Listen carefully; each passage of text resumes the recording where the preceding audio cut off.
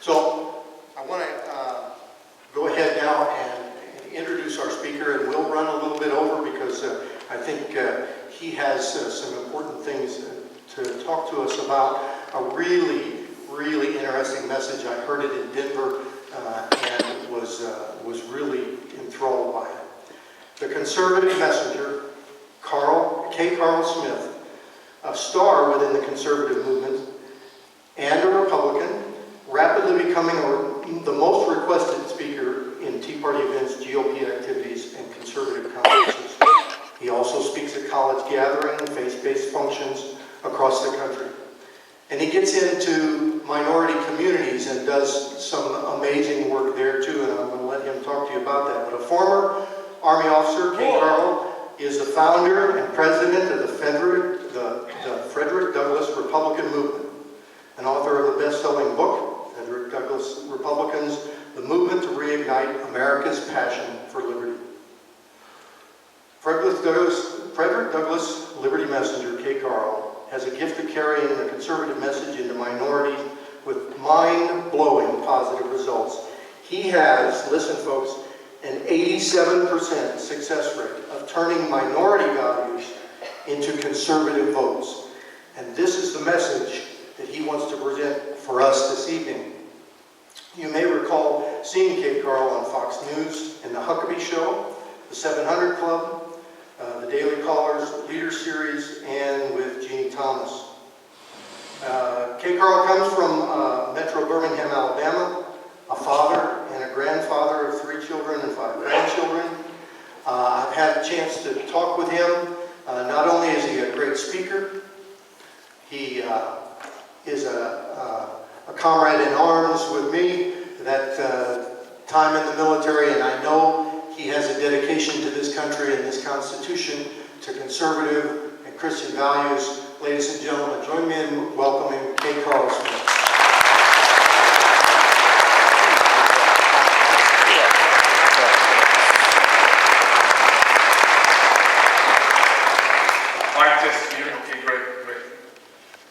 Good. Thank you so much for the opportunity to come to Albuquerque for the first time in my life. I enjoyed it, appreciate it. Again, I landed here and I said, man, they actually put a city in the desert. I did a great job. Great job. And again, just thank you for the opportunity to come. Whenever I get a chance to speak, I go speak.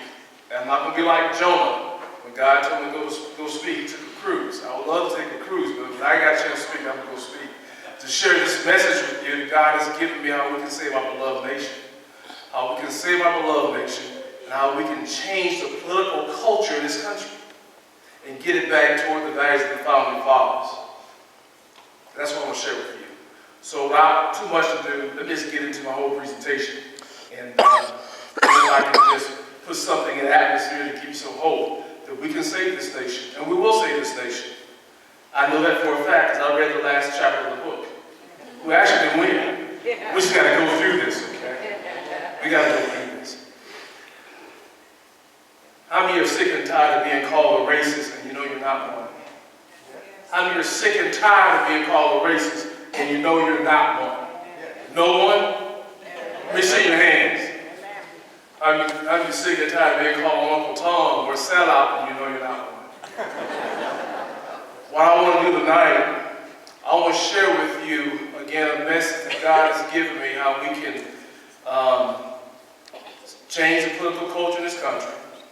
Trump the race card forever. Forever. So we can start winning this propaganda battle. See, as conservatives, it's not the battle of ideas where we have our challenge. That's the second battle. It's the battle of propaganda. It's a messaging thing. And I want to share with you tonight how we can just totally, not just win this election, but I'm going to share with you tonight a message that will, once this message gets on a national level, the Democrat Party as it is today is toast.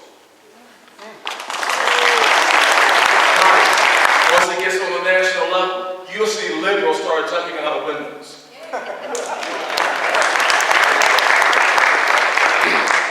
This is the answer God has given me. So, let me first say that I am a conservative, but that is not how I define myself politically. I am a Frederick Douglass Republican, or a Frederick Douglass Liberty Messenger. So when I say that I'm a Frederick Douglass Republican, or a Frederick Douglass Liberty Messenger, it gives you a glimpse into my political psyche. That I believe in the four life and harmony values of Frederick Douglass: respect for the Constitution, respect for life. I believe in limited government. I like to keep more of the money that I make. And I believe in personal responsibility. If a man doesn't work, he shouldn't eat. Those are the life and empowering values of Frederick Douglass. Well, don't worry, I'm going to talk about Frederick Douglass in a minute, in case you can't recall about the man. But that's what I believe in. And to become a Frederick Douglass Republican or a Frederick Douglass Liberty Messenger is not based on color. It's based on those four life and empowering values.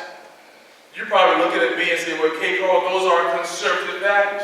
You're exactly right. Frederick Douglass was the quintessential constitutional conservative. The quintessential. And a self-proclaimed Republican. Now, why is that I don't use the word conservative to identify myself politically? It is synonymous with the word, is that me? Okay. It is synonymous with the word racist. So if you call yourself a black conservative, if you call yourself a Tea Party conservative, if you call yourself a Reagan conservative, or even a Christian conservative, based on your audience, especially talking to minorities, you might as well drop that word conservative and call yourself a black racist, a Tea Party racist, a Christian racist, a Reagan racist, a Tea Party racist. As I said before, here's why. Here's why. And it's understandable that that's the case. You got to go back to the 1950s and 60s. Remember now, it was conservative Democrats who did everything they could do to block civil rights legislation. They wrote the Jim Crow laws. They wrote the segregation laws. They bombed 16th Street Baptist Church in Birmingham, Alabama. We use the same word as independents, as Republicans. We use the same word. Now, we have a different meaning, but it is the same word.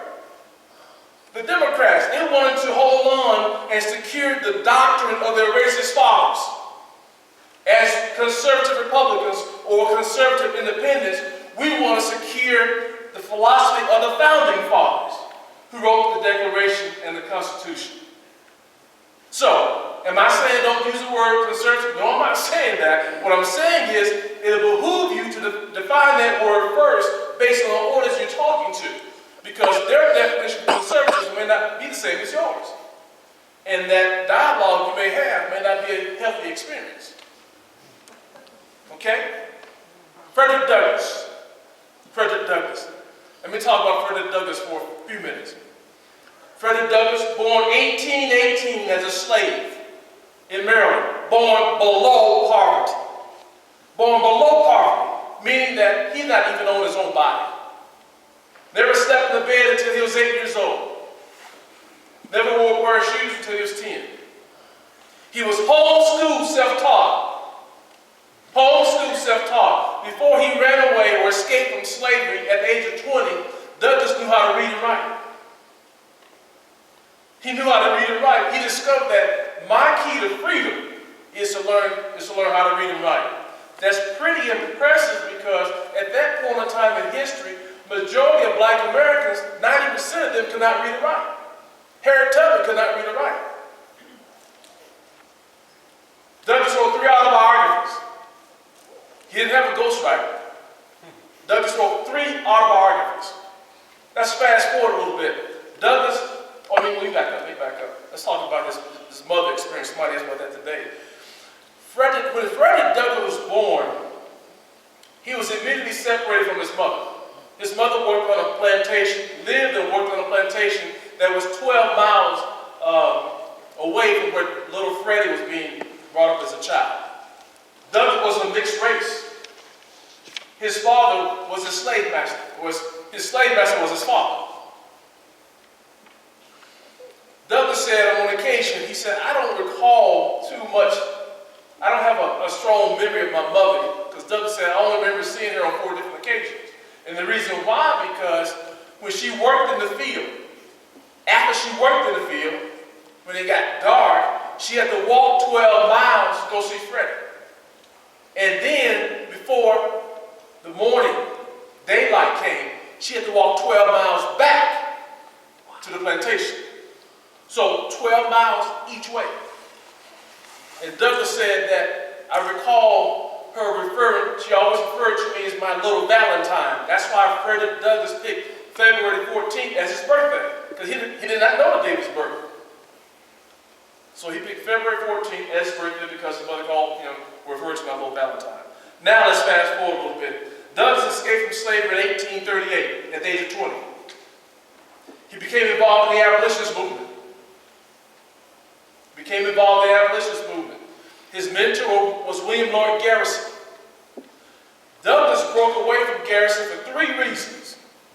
Number 1, William Lloyd Garrison and some of the abolitionists on the speaking tour wanted to treat Douglas like he was a freak show. They did not want him to get his freedom. They wanted him to stay a fugitive slave. They said, Frederick, just talk about your experience as a slave. Don't philosophize about anything. Just talk about your experience.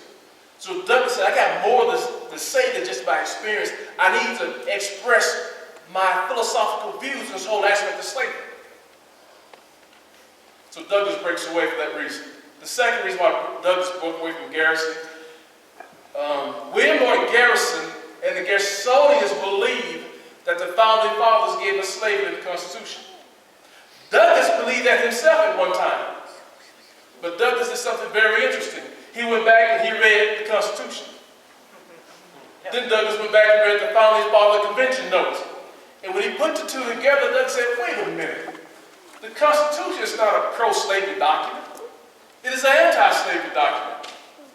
And Douglas said, this 3/5 clause has nothing to do to say blacks are 3/5 of a human being. In a speech that Douglas gave in 1861 in Amsterdam, probably that's why I was in Amsterdam. When Douglas started speaking, he was so articulate that many people thought he was an imposter. So Douglas said, okay, I'm going to write a book. I'm going to tell my story. So in this book, he gave names, he gave addresses, he gave accounts of the atrocities he saw on the plantation. And because of that, they put a warrant for his arrest. And Douglas had to flee to Europe for 21 months. So while he was in Europe, he traveled Europe and he spoke. So in 1861, Douglas is the one that gives clarity to the 3/5 clause. Douglas said, wait a minute. The 3/5 clause has nothing to do to say blacks are 3/5 of a human being. But it was a compromise used by the northern states upon the southern states to end slavery. And it said to them, since you're not going to free the slaves, we'll let you count the slave population as 3/5 of a vote. That's important because I am a graduate of the Alabama A&M University, which is a historical black college. I was taught that the founding fathers gave us slavery in the Constitution.